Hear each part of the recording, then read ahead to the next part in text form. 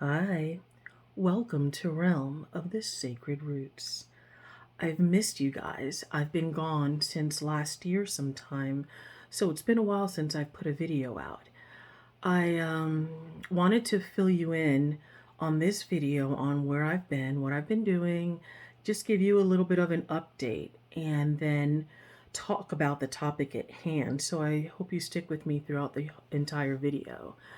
I wanted to give you an update. Since last year, there's been a lot going on, besides just personally with me, but in the world, with COVID, of course, and um, everybody stressed out, whether it was, physically because of being sick or financially, mentally, spiritually. I think people were pushed to their limits last year.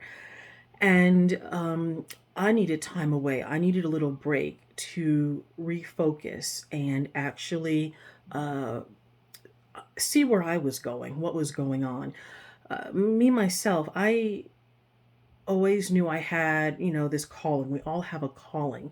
But I've been recently, death has just been in my face even more so than usual. And when I say death, I am not talking about people dying around me. That as well, but not necessarily that, meaning spiritually. So you'll notice on my YouTube videos, I do have necromancy videos from last year, kind of like a series that I posted for those that were serious in undertaking that route, that spiritual route.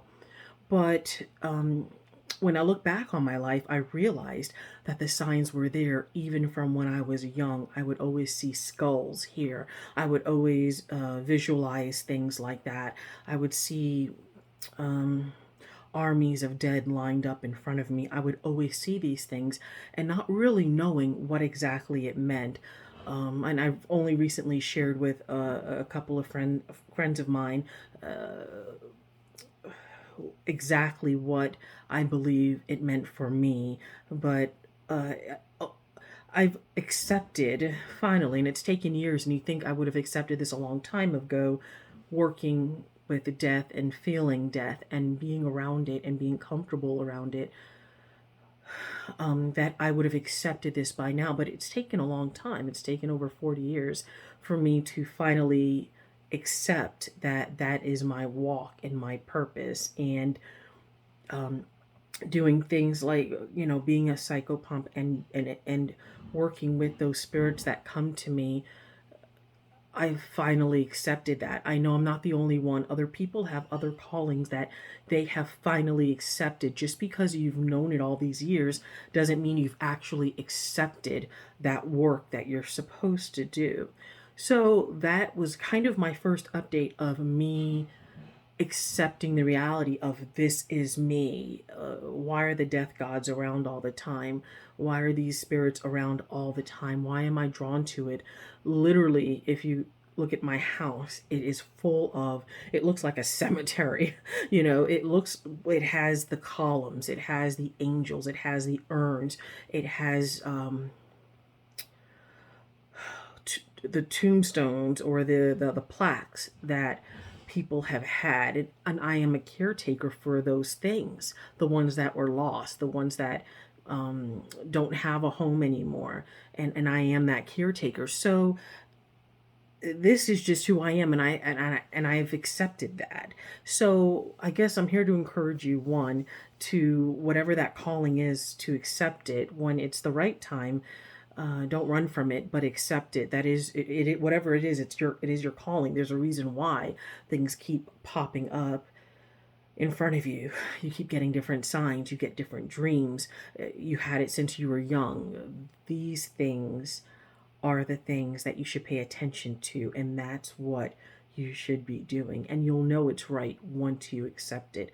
So I needed time away, I think, from talking, from teaching, from helping, in order to find that out for myself and to finally accept it. I know this has been with me all these years, but now it's like, okay, I can release and say, yes, this is who I am, and it's okay.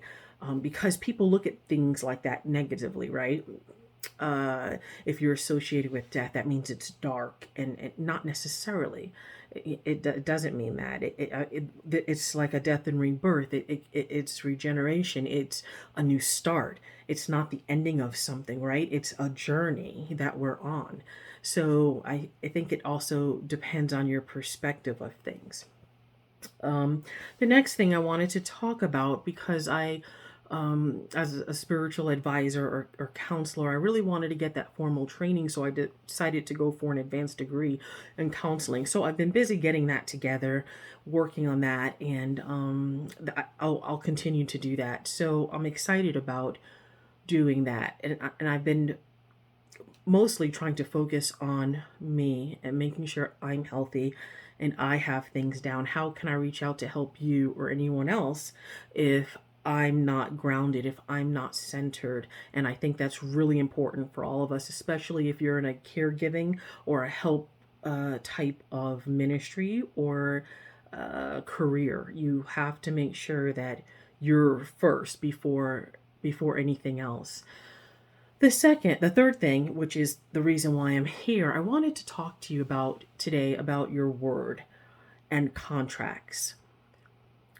In the spiritual world, we we make contracts. We make contracts with each other as humans. We make contracts with spirits. We give our word. We make a deal. And this is how it goes, right? And this is what we do even when we give offerings to certain spirits. I'll say, use the word entities. Certain entities, we'll leave offerings out, and then hopefully, if we ask for something, maybe if we pray for something to happen, we would hope something good happens, and we would be blessed or get what we have asked for. There are certain entities, deities that you would not want to promise to do something for and not keep your promise. That could be really bad, depending on which ones you're working with, dealing with, what systems you're in. For the most part, I'd say across the board, it's not a good idea. Don't break your promise. If you can't do it, then don't promise it. Don't promise it. I would recommend that when it's human to human interaction, and I recommend that when it's definitely dealing with deities, especially ones that are fiery, okay, and hot. So this actually prompted me to get back onto YouTube tonight, believe it or not. There was somebody that I was dealing with, and somebody that comes to me sometimes for advice and wants help in certain things, and I don't charge them because we're associates. Just the other day asked me about cleansings and doing this and that, and I freely gave my advice and offered some assistance in certain ways and da da da da da. Well, they had, let's say, made a promise to me. They gave me their word on something, and then they broke it. And the same person, not even the following day, basically said, "Oh, it's crazy because this happened the other night, and I almost choked, and uh, I had to get the helmet maneuver, and I'm okay now, and oh, this happened to my family member, and now I'm in the hospital with them, and all of these negative and bad things started to happen to this person back to back to back, like a domino effect. You can't, no matter how you justify it, depending on certain people, depending on certain deities, you can't give your word, and these people or these entities do good things by you. They're helping you, they're blessing you, they're protecting you, they're guardians, they wish you well, they check in on you. Um, you can't do certain things to people and expect that, I use the word karma, but negativity won't come back at you, and sometimes immediately, sometimes like that. You can't do that. Certain people you might be able to get away with that with, right? I'm not saying I'm any better than anyone else, but certain people have certain spirits that look out for them. So if you're going to screw up and promise something, don't promise it to somebody of a certain stature, right? Is what I'm saying. Somebody that's been good to you, somebody that's helped you out, somebody that has well wishes, those things you don't do. I compare that to really screwing up with the fiery deities, right? Like the Loas. Don't screw with the fiery ones. Don't screw with any of them, but don't. The ones that are hot, leave them be. Like, don't promise something and then think you're not going to come through with your promise and it won't swing back around on you and your family, right? So I didn't wish bad on this person. I didn't even have time to, even if I wanted to, which I wouldn't do that. Not that I wouldn't do that. I wouldn't do that to this person, but I didn't even have time to. By the time it was said that she said it, it hit her. So I guess all I'm saying is, and sometimes it's actually before, it'll hit them before. So what I'm saying is an important lesson. Watch your words, watch what you say. As spiritual people, we believe in manifestations. We believe, right? And as so above, so below. Like, if we believe in these things truly, that we believe in manifestation, then why wouldn't we believe that the words that come out of our mouth would actually not come back around to haunt us if we're doing bad by somebody, if we're cursing those that have blessed us? And that's what happens. So this is a lesson to you guys tonight, to this evening, to be careful.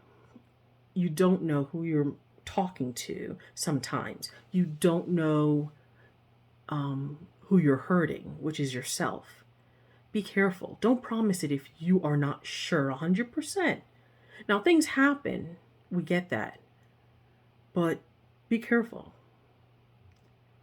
So that's all I have to say on that. Anyways, I really missed being here with you guys. And I'm hoping to come back and do more of these because it's been such a while and I have so much to explain and to talk about and to share with you guys. So hopefully you'll be back, and I'm going to start putting out videos. As soon as I keep getting more info, I'll start putting it out. So thanks for watching all the way to this point if you have, and I'll see you guys next time. Please comment, like the video. Bye-bye.